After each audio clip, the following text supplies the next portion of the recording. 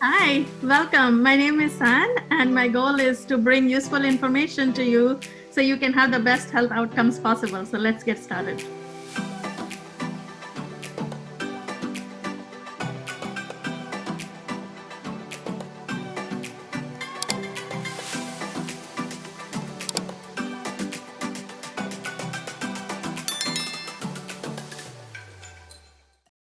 Good communication. This is something that is going to become very important as we work together with our loved one, because this is where we're all undergoing stress. We have our own emotions, we have exhaustion, and yet we are trying to do the best we can. So very important to come from a place of love and from a place of offering and honoring the other person instead of coming from a place of expectation or blame, because very quickly we can go into those, but we know that everybody is trying to do their best.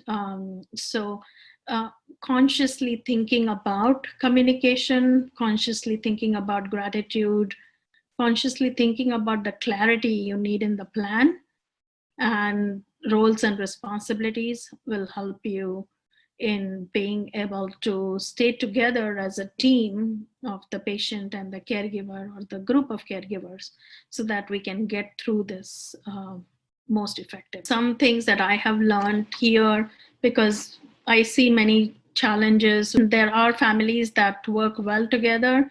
The outcomes are definitely much, much more positive than when there is communication struggles, or, if the loved one doesn't have, if the patient does not have family member to support, or they don't have a caregiver, or there are challenges there. So some things that I have seen here that's helpful, and I'm sure you'll find your own that work for you and your family, is in using I statements instead of you statements, and respecting your feeling and the feeling of others.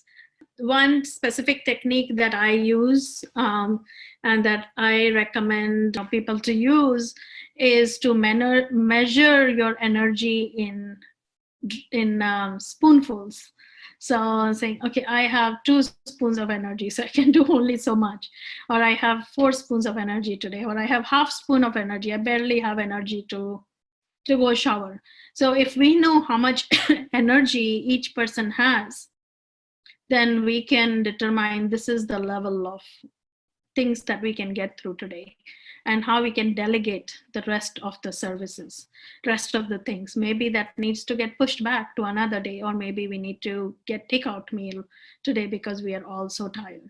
So those are some things to think about, and recognizing and balancing that with each other. Also finding things to be grateful for, and finding moments of joy.